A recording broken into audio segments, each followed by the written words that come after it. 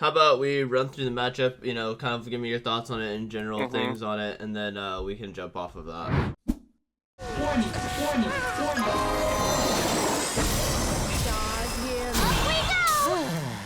So for this lane, Hmm. it's really hard for us because we get poked out unless we have early prio like this. Hmm. Yeah, the only way we get early prio is if we like this level 1. And if we start to fall behind, it gets really hard because we can't poke them without Aphelios taking a lot of damage to Hmm. try to walk up. We need jungle help for this lane. Yeah, so, first off, let's just talk about, like, laning phase and sometimes what characters are there for in some cases, because I feel like a lot of times it's really obvious when you have, like, pressure yourself, but you have to sometimes create pressure to prevent pressure. Yeah. So, what I mean by that is sometimes you're in lane matchups where you need to create pressure so that you don't get pressured. So like you don't get stuck under the turret, harassed, etc. So sometimes it's really important to think of matchups like that where okay, I'm not actually trying to like crush or kill them. Like what I'm Mm-hmm. doing is I'm doing things to make sure that I am blocking my opponent from creating pressure on the lane. And that's what this kind of lane matchup is for the most part, is where you want to create pressure either via casting spells on waves or casting spells on them and pushing them away so that you don't get caught under the turret. This matchup's actually not that bad, to be completely honest with you. This should be like a pretty net neutral lane. Aphelios can't like poke with you that much in level 1, but pretty much level 2 and beyond, he can definitely contribute like a decent amount. And you have kill windows, especially at the Gravitum, which is the purple gun. Like he can actually even reach and actually deal damage, as you can kind of see right now, with the green gun. So you actually have a lot of pressure in this lane. This actually shouldn't be a bad lane at all. At worst, it should be a 50-50 matchup, and I would say that with a good start that you have, that you can actually get a lot of stuff done. The main things that you need to really pay attention to is kind of plants and baiting out spells. So this is pretty much like the next layer of laning phase that we want to be working on with you, which is just baiting out spells. So like if I describe the matchup to you kind of from both sides, it's really important that we're always watching where the plants are and baiting out spells in that sense. So for example right here, like you do a great job, we hit level 2 first, but you see all these plants. Pretty much what we want to be doing is we want to be playing around the Q cooldown. The Q cooldown Mm-hmm. from Zyra is pretty much paramount to what's going on in the laning phase in the early stages, because once her Q is down, then you can run over the plants and get rid of them. So in any situation where you're trying to create pressure, your first thing that you should be doing is making sure that we're checking the plants. Because if you don't get hit by the Q and the plants at the same time, then the plants won't target you. If you, in case you don't quite remember how the AI works, it's No, I basically don't. okay. So the way the AI works is it has a priority system. So if you get hit by a spell, or if you get auto attacked by Zyra, the plants will turn and hit you no matter what.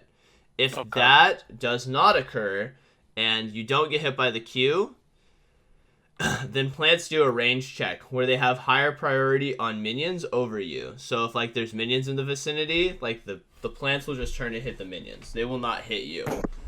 So it's really important in this kind of a matchup that we are actively looking for baiting out spells. And this is an important skill to kind of work on in general. When it comes to laning, is trying to it's kind of like a pull and push in the laning phase, where we want to make sure that we're consistently baiting out spells before creating pressure. It's kind of the same concept as if you wouldn't run straight at a thresh that has hook, right? Mm-hmm. In the same way, so obviously these spells won't kill you like the same way like getting potentially hooked in will, but we should always be approaching all laning phases like that, where we're making sure that we're actively baiting out spells before we actually create a ton of extra pressure. Also, another thing to note too is don't make a habit of so when it comes to playing chanters in general, don't make a habit of giving them a shield to activate a trade. Always Give them a shield in response to a trade. So what I mean by that is, like, when AD carries walk up to create pressure, then you should be feeding him the shield rather than trying to give him the shield so that he runs at them. Because, I mean, common sense usually tells you, right, like, if you feed a shield from that long a range, like, they're going to start scooting back and kiting backwards. It's kind of the same phenomenon that, like, Nami players have, where, like, they'll give their teammate an E and they'll be like, go in, but it's like, that's not how you trade with enchanters at all. You want to be trading where your AD carry is already in an active trade, like, he's walked up, he's auto attack, he's, like, starting to auto attack and stuff, and then you feed him the shield to win that trade and, like, continue the pressure. Otherwise, what you can do in most cases is you can just leverage the shield. So, like, if for whatever reason your AD carry is not participating, or he's too far away in a lot of these trades, just feed yourself the shield.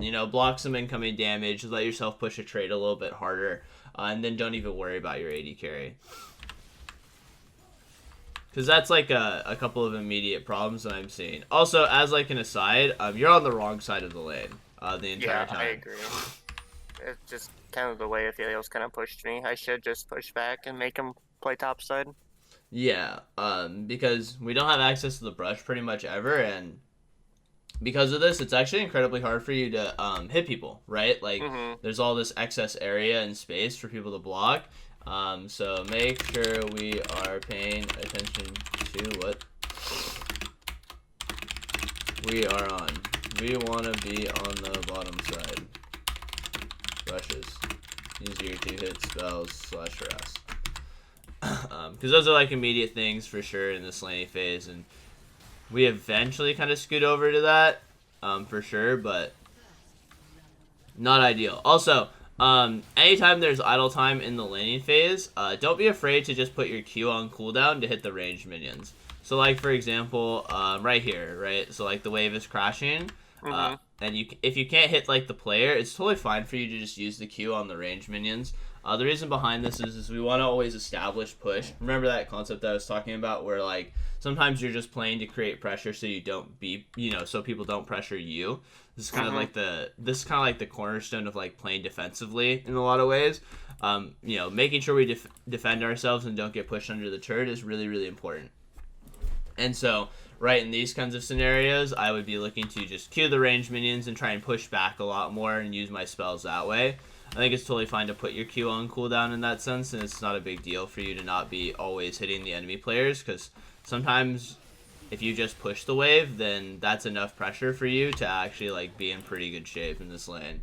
Because now basically what's happened is we've we've kind of given all of our pressure away, and because of that, we are just getting stuck under the turret. And we want to avoid that pretty much always. Because you're doing the auto-attacking, which is great, but you just need to throw the Qs into the ranged minions too. Your Q is an incredibly inexpensive spell, so we want to make sure we're taking advantage of that as much as possible.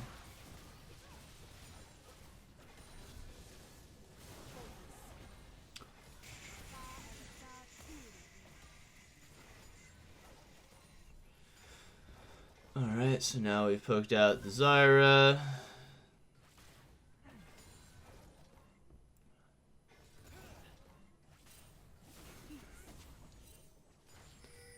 Sack ends up coming down here. Yeah, definitely want to start working on using our Qs on range minions so that we can actually push way faster. Because, like, here you shouldn't even be on the wave. Like, the wave should already have been dead, like, 5-10 seconds ago, because you just throw the Q into the range minions and you'd be good. You can throw it into the melees, too, also, by the way. That's totally fine. It's just, ranged are just usually a little bit easier to hit. But if the melees are crashing, then you can also do it on that. But really, like, I think the disconnect for you playing Karma right now is that you only treat your Q as a harass tool and not as a wave management tool. And because of that, you're losing, like, a lot of opportunities to get control of the wave. And because of that, you're not playing under their turret, you're playing under your own turret. And that's... I know I've had that issue in the past. Yeah. In other games. So, like, a lot of times when I play Karma, if I walk into lane, pretty much the first thing I'll do is, if I can't immediately mantra Q somebody, I literally just Q the range minions. Like, that's always what I'll do.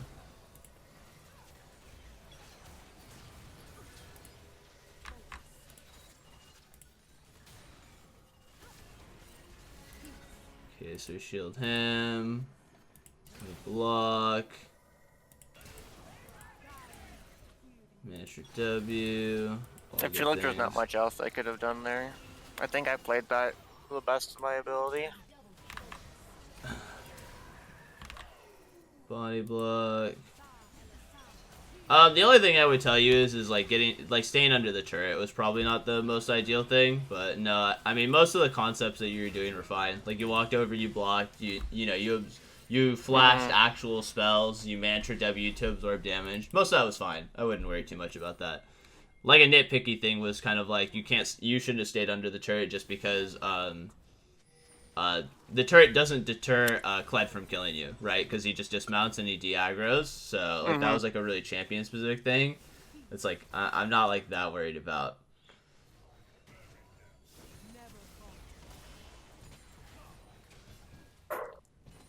Also, personally, wouldn't recommend you buying 2 pinks on resets just because of how expensive it is. And also, we want to make sure that we're reminding ourselves of establishing vision where we go. So, like, when you walk to mid, we definitely should be establishing our pink in this location. We already had that one ward. Do I just put the pink in the ward? I would pink here, or you can... pretty much the way, the way vision works a lot of times is kind of like this. So, what we want is we usually want a ward followed by a pink ward. So, like... A lot of times the principle of pink wards, so like, in the mid game how like we want to usually pink line brush and then like ward over the wall. Usually that's how we want like vision to work in a lot of cases too. So like if you have a green ward here, then a pink ward here is actually really, really potent because then you can kind of see if people are moving already to your pink ward. So then you can make the decision to like defend it or not. And this just kind of lets you play around the vision a lot easier. Plus it's also easier to trap people when they're like pushing in on your location. So in this kind of scenario, if you have established vision here, then pinking here is good. Also, another option you had is you can kind of do the cheeky pinks. So the cheeky pinks are basically in locations where people don't really walk over nearly as much. So like the cheeky pinks are basically like here, and here, and then basically the opposite map side is here and here. And the reason why these wards are really good in the early stages is just because they usually cover one of the jungle paths, right? And like most junglers just don't walk like this. They just really don't. They're gonna walk to their path, and then they're gonna walk through their path, right? In the same way that doing golems like this, or like I'm doing race and then moving to golems. So because of that, and like the fact that people will usually dodge out on these wards early, they're really great if you can get vision down in like those locations. And I would definitely argue that once you establish push and pressure here by pushing him out, you could easily move in here and just drop a ward and get out.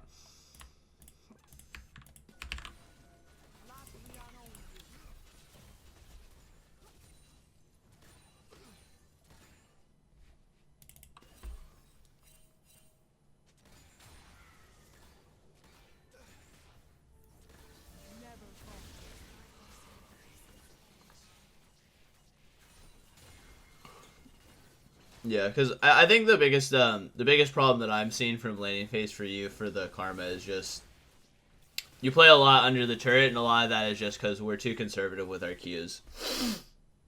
Like a lot of times, like I don't really harass people nearly as much. The way like the flowchart works for me whenever I'm playing Karma is I do wave control into harass, not harass into wave control. So like I don't try to actively poke people at the start, like. I would just be throwing my Qs into this over and over again to try and fight back for the wave. Okay.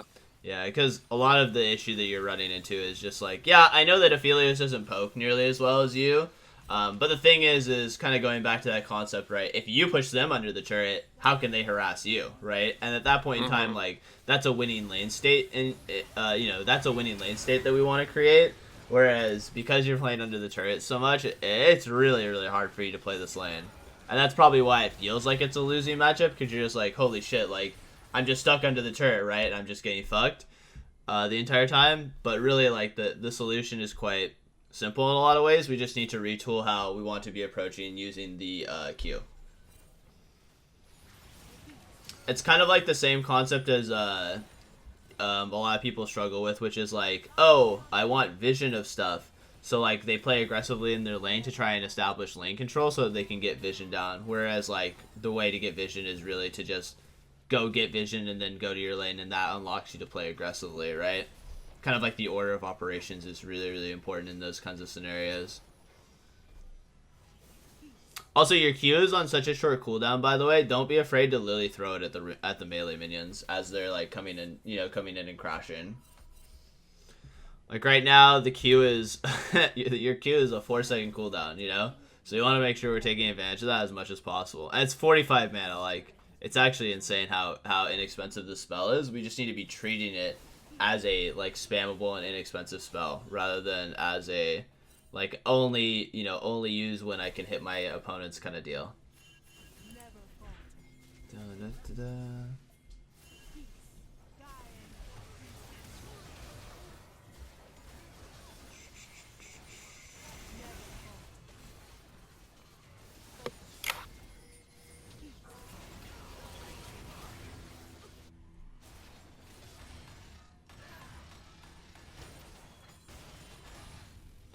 Also, one thing that I want to talk about is kind of like map state and prioritization on like stuff on the map. So, at this stage in the game, right, plates have died. So one of the things that I want to shift gears on you is I want to be shifting you from laning phase into mid game, much better. So once the plates die, killing the turrets doesn't matter anymore in side lanes. Like, time-wise. Like, you're no longer racing against the time to get the turret, so, like, you don't need to do things that make you accelerate the game to get that turret. And the reason why I say this is really important is this means you should be establishing strong vision and pressure through middle, not bottom. So, like, this is a pretty common thing that I kind of see is, like, okay, so your turret is dead, right? You should never be going to bottom and establishing control there. You should be in mid with your teammate, establishing control here, and then moving to bottom. So, really, like, it's kind of like a flow thing, where the way I want you to think about mid-game is unlocking levers. So, by going mid and establishing pressure, if your AD carry is down here by himself, but you've established pressure and you're moving over here and you're getting vision down, right? Like we get the wards through the corridors, etc. He should be, for the most part, like okay on a side lane by himself. And the reason why we want to be doing this is because we want to unlock this guy. We want to unlock the mid laner.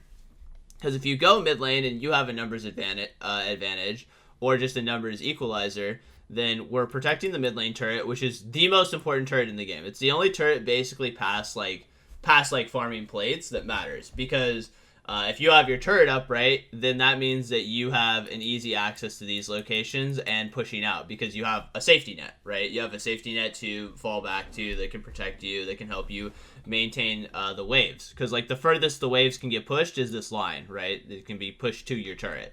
Whereas if you lose the turret, then all of a sudden you can be pushed this line or this line, right? And that like gives your opponent so much more extra time to move to the sides and potentially do stuff. So we want to make sure that we're defending our turrets as much as possible and unlocking our mid lane. Because also, if you unlock your mid laner, then guess what? You and your mid laner can now go to the side lane and get that turret. You know what I mean? You can help your AD carry or whoever is catching the side wave to get that turret. Or you can move to the other side and do that too.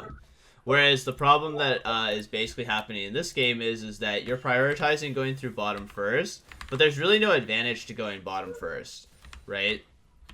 Because you need to get the full turret. You can't kill just the turret, or you can't just like hit the turret, because you're not gaining value from it, right? And so what ends up happening in these kinds of scenarios is like this. Now all of a sudden we've lost mid pressure. So now, actually after this wave, they could even start rotating down to you. Also, like as an aside, when you get caught in a side lane and you are owning the game, usually the mid laners can hold you or potentially kill you. In a lot of ways, like the Kled could actually, if the Kled was down here instead, I know he's not, but like if the Kled was down here instead, you would actually just get killed here. So the reason why like applying pressure to the side lane for the turrets a lot of times is a waste of time is usually your AD carry is so piss weak that it doesn't matter. Like usually you going down there isn't enough for you to push out a tower in a lot of ways. you know, if that makes kind of sense. Like the general power level of your characters are just like they're not sufficient in a lot of ways. So we really want to make sure that we're making good habits of establishing control here, unlocking our mid laner. Like imagine if you had gone mid with this wave, and you had been able to push out, and then you move here and you establish vision, and then you come with the Zillion. You know what I mean? Like all of a sudden now actually you just come down here with the Zillion, you can actually create like good pressure. Plus, I also want to just have you kind of conceptualize, like, you're not in a rush to get this turret. When this turret dies no longer matters. You know what I mean? Like, you will eventually get the turret, so there's no reason for you to rush to try to get the turret. Because there's no plates anymore, so it's, like, not a big deal, and you don't need to be in that side of the map. Because really, once you start moving into mid-game, the way you should really play League of Legends, like, reasonably optimally is you kind of just sit mid, you make sure that mid-turret doesn't die, and because you have mid-turret, right, you can access these locations easily, and then you just establish dragon vision, and you just do dragons. And that will give you, like, a really easy flow state for the game. Okay, because I feel like right now my struggle is that I'm afraid of taking, like, the mid laner's XP if he's staying in lane, and like like right now I just feel like I'm not doing anything other than taking the mid laner's XP. Yeah, so it goes back to sense. yeah, no, I totally get you. You feel like because you're doing inactionable things like nothing. I'm yeah. ruining my mid laners. Yeah, so pretty much the way you should think about it is kind of like you're deterring. Like, you're a deterrence. So, like, you're in mid to make sure that you don't lose your mid turret. That's all you're doing. If you really want to, by the way, and, like, your mid laner can clear the wave, you can actually just sit out of EXP range if you genuinely believe that, like, that's a good thing to do. I don't think it's a good thing to do in most cases, but if you really want to do, like, if you really want to feel like that, you can literally just sit right here and let your teammate take the whole wave and just be there in case he gets jumped on and stuff. Because pretty much what starts happening in the mid game is kind of this. So you see how, like, you know, once you start losing control of mid, then like pink wards get established on both sides, and then because pink wards are established on both sides, then like, you know, people are trying to kill you. And the thing is like in mid game, like a lot of times the mid turret does end up surviving. Like it's pretty common for the mid turret to survive without like Rift Herald or something like that. And because of that, it's actually like one of the most common like air quote it, like laning. It's still like a laning lane, you know what I mean? Like there's still like actual laning like kind of occurring because, you know, the turrets are both usually alive, and because they're both you know, both waves are like kind of bouncing back and forth, it's like the most common place for people to move to kill. And so because of that, like, it's important for you to just kind of be there so that you don't lose your turret. That's really like what you're here for, is you're actually just here so that it's hard for you to lose your turret. That's kind of what you're trying to do the entire time. Which feels like kind of awful because you're just like sitting around a lot of the time, but in most cases, it's just like the feeling I have, and it's like I feel like I'm just there not doing anything, and I'm getting like pinged to do something, and it's like I don't know. I just on Enchanters especially, like there's not gonna be like as many things for you to fulfill in that sense. So like there really isn't like what do you think you could do on the map? That's like a better question, I guess, to ask you, is like what do you think you could or should do on the map? Oh, like right now in the state of game? Yeah, sure. Let's just ask that. Yeah. I think I just have to try to keep vision in both pixels so my ADC farm. And that's about it. But that's like through mid, you know what I mean? Like that's usually like what you need to do is through mid, because like that's kind of like the new laning, right? Like your new lane is the mid lane. So because of that, like you kind of need to be there to make sure you're establishing good vision. So let's talk about sides of the map and establishing pressure, because it's actually a really important thing to talk about, and it's pretty much kind of like the cornerstone of actually like playing good League of Legends and having a good consistent mid game. So when playing Enchanters on especially, but quite honestly just playing League of Legends in general, the premium thing to do is play around dragons, right? So if you have no direction in League of Legends, dragons are always just like an auto director, like director creator, right? Like, oh, people will probably group and fight over the dragon. So like you will always be able to obtain value in that sense, right? So the rule that I'm gonna start putting onto you, because it's a really important rule, is the rule of 130. So this means that you should be resetting at 1 minute 30 seconds to get wards down or dragon. This is a pretty important rule. This is not like actually a very good loose rule. This is like actually a pretty like fine-tuned thing. In fact, actually, if you watch like any of my streams, like usually at around 2 minutes, I usually say out loud, I've got 30 seconds to do stuff before like I need to reset. And I'll usually get pretty angry if I get dragged into something like a minute before a dragon because I need to reset. The reason for this is just kind of like how time actually works. It usually takes, it's 8 seconds to reset, and like it's usually 25 to 30 seconds, depending on like your character's like movement speed and shit, to get to the dragon itself. Which leaves you about a full minute to, actually get back on the map, establish vision, and manage waves, right? So this is like the rule I pretty much always follow, and this is why it's really important for you to make sure you're paying attention to this, because basically what ends up happening is you actually move in and establish vision on the top side, but it's meaningless vision. So it feels good to get vision down, but we want vision to be purposeful. So like you shouldn't even be like, you're constantly pivoting onto the top side, whereas you should be honestly pivoting onto the bottom side and establishing vision in that sense. Because the way I want you to think about vision is vision creates vision. So like right here, for example, I've kind of freeze framed where you have wards down. It'd be really easy for you to reset and get wards around the same area, right? Because you have vision already, so you like, know if you're going to get trapped on, like, if you're going to get jumped on, etc., right, in these scenarios. So that's what we want to be doing, establishing vision on the bottom side. So I know a lot of people always run into this, this kind of problem, I guess you would say, which is like, okay, but like they have pinks on both sides, right? Like they have lots of ways to kill me. How the heck am I supposed to establish vision? So this is kind of like where a lot of subtlety elements come into the game. So for example, like instead of going to this top side right here, right? What you want to be doing is, and you have a good word actually right here, is you want to be leapfrogging. So the technique of leapfrogging is basically where like you're establishing vision in locations that aren't optimal to establish vision in vision areas that are optimal. So you put one ward down in a bad spot so you can advance up and get another good exactly. Okay. So in scenarios like this, so like you're like right now you're in a scenario where like, oh, okay, they have pinks on both sides. This is incredibly difficult for me to deal with, right? Like how am I supposed to get around these kinds of scenarios? So what you want to do here is you want to walk here and you're going to pink ward here. This pink ward is most likely going to die. Right, like because it's going to be hard for you to contest, but really what you want to do is you're pink warding here so that you can then move to this location, and then you establish a ward here, and then what happens is you want to then start moving to this location and start picking at this ward. Usually you're picking at this ward every time your AD carry pushes. So like anytime that the wave is killed is usually when you're going to be doing that. Okay, so kind of a question that okay, so like right now I should be playing towards the bot side, getting the wards down. Yeah. That set up that leapfrog strat, but there's no vision of the Kled, and for all I know, he could be looking to ulti mid right now. Yeah, that's why you do it in stages, right? So like you get here, you put a pink ward down, then that allows you to know if anyone is standing in this location, right?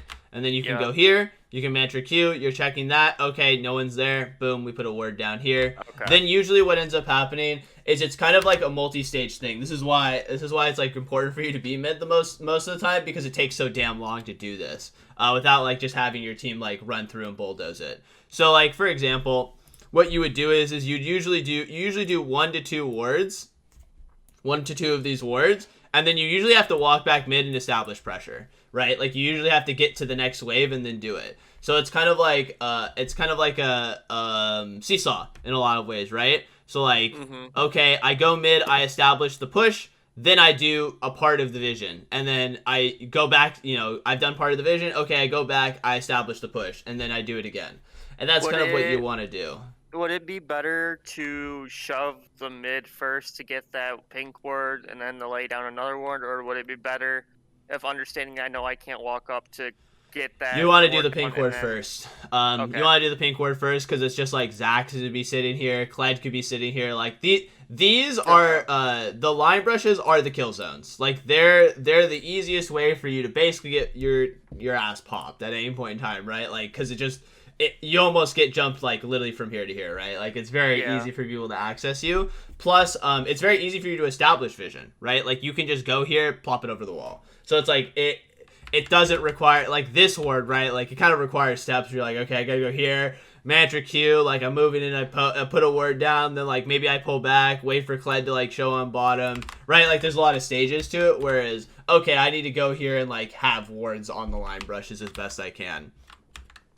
Because then what ends up happening is if you've established vision in these kinds of locations and then you have to take a reset, then resetting and coming back on the map through here or through here, but you already have, these kinds of wards down, it's going to be a lot easier for you to get these wards, right? Whereas if it's just a dark map the entire time, then like you're gonna have to basically group with your whole team. You're gonna have to get your whole team to like buy into doing this, and even then you're still face checking locations, right? Like that's still not like an advantageous scenario for you or your team. And this is kind of how and why it's so important for you to be mid. Maybe that's also why you feel like you're doing nothing, because maybe you just aren't thinking about these things, which is like, in a lot of ways, getting vision back down around mid is like a 5-minute project. It actually is. In a lot of ways, it's a long project if you're not actually just getting help and having people walk up and just like take vision with you. And unfortunately, just you're in solo queue, no one's in comms. Like most people don't think about vision or anything like that, so you're not gonna get that help. So learning these techniques is really important for you, because then you can actually have vision around neutral objectives without getting too much help.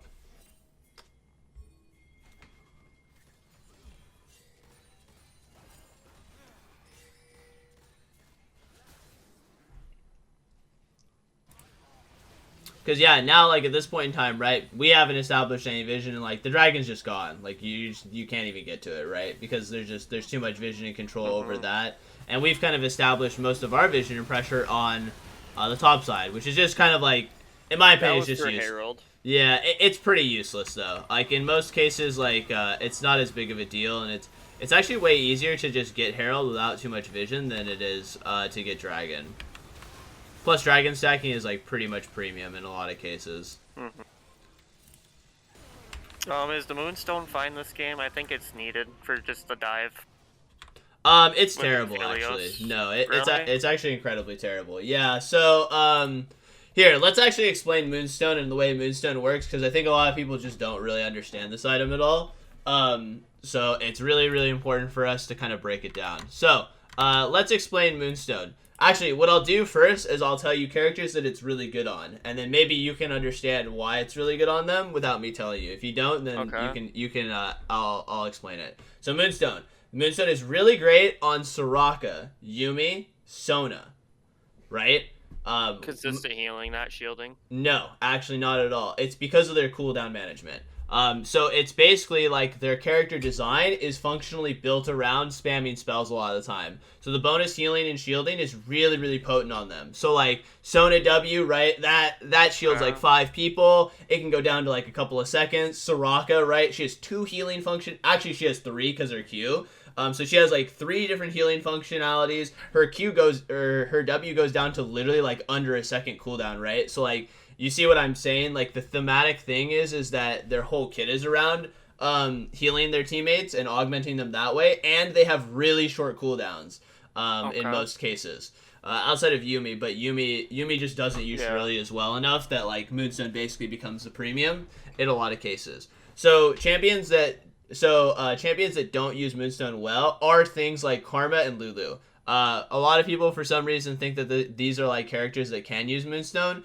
You could have built Moonstone if you have like 3 tanky characters and like everyone runs into each other and mobility doesn't matter. You know what I mean? Like, see how I'm like layering a lot of like conditions that you have to hit? Then it's fine. But really, Shirelia's is premium in this, and the reason why you should think about it is, well, you landed on like kind of the condition of the game, which is diving, right? But it's mobility. So the way I want you to think about it too is a champion like Aphelios doesn't have great dive tools. So, like, he can't follow up if your team ever engages. Does that make sense? And also, he can't get out of... Like, Moonstone will not keep this player alive. It's just not how it works. So in a lot of ways, mobility is HP. It's a weird concept, right? But kind of tying back to how I said like boots are the best item in the game because you can dodge skill shots. Shurilia's is kind of the same functionality in a lot of ways, shapes, and forms for characters like this. Where like if this guy can dodge skill shots or like maneuver back and forth a lot easier, and this goes for pretty much your entire team, that's gonna give you way more effective HP than ever a Moonstone will. Because you just don't have the cooldowns. Like your E is a 6-second cooldown, and honestly, it doesn't really shield for that much, and it doesn't shield for a long time. So you can kind of see right here, right? Like it's only a 2.5 second shield. Like it's not really like a potent numbers item. So like in a lot of ways, like your Moonstone's really not gonna heal for that much. And also you don't have great frontline. You really don't. I would argue like you don't have really great frontline for this. Like if your Mordekaiser and Vigar were like, I don't know, if they were the Kled and Zac, I'd be like kind of more open to it, even though I still think it's not good, right? Like those are conditions where I'm more okay with it, but like in a game like this, like you just don't want it. You just don't want the Moonstone. Like the Moonstone's gonna heal for like not really that much. Like, that was an incredibly long... Like, if I had given Moonstone to a Soraka in that fight, the Moonstone would have healed for 1,500. Just so, like, you can kind of get a numbers, like, comparison. Like, the Moonstone would have healed for, like, literally, like, 15 to, like, 2,000 combined. Okay. So, it's a really great item to build on players that spam spells, but it's really not that great in characters like Karma and Lulu. Definitely not a fan. Plus, it also the bonus movement speed allows you to potentially kite out or dodge skill shots, like the Zaki. You know what I mean? Like the Zaki, which is like a lot of times a make or break item in a lot of ways, right? If you get hit by that, you're like dead instantly, but it's actually like a pretty dodgeable spell if you have this really as bonus movement speed the entire time.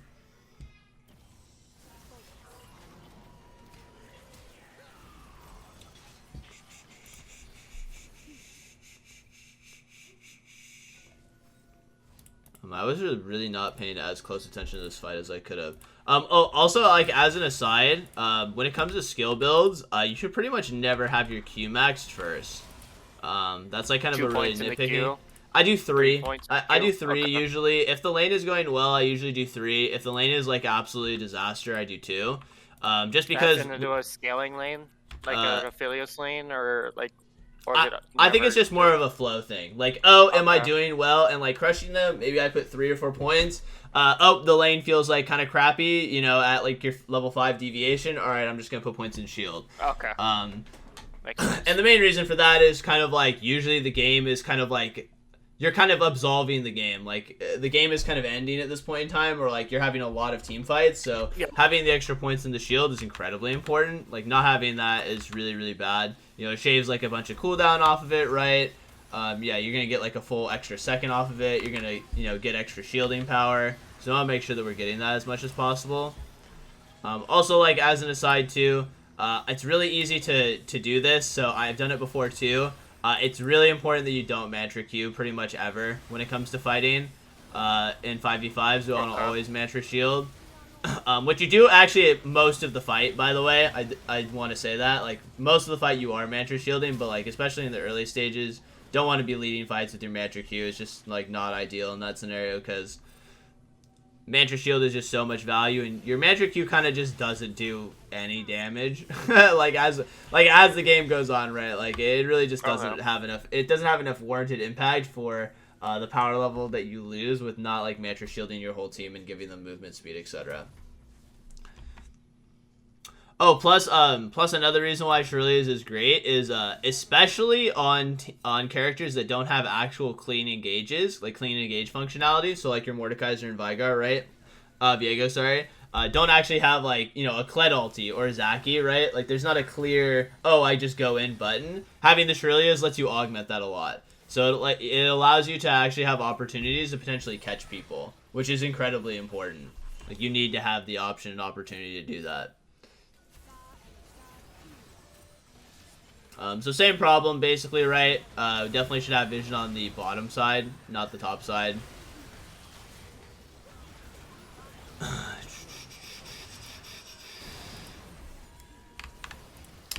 So let's check out this fight. So why should it be bot side right now with Baron out? Because Baron's a fake objective. Here. So Baron is a fake objective. I actually feel like I need to explain this to a lot of people. So Baron is a fake objective. And what I mean by that is usually in a neutral game where you can go for mid lane waves, if the enemy team does Baron, they will almost always throw the game. It's worthless.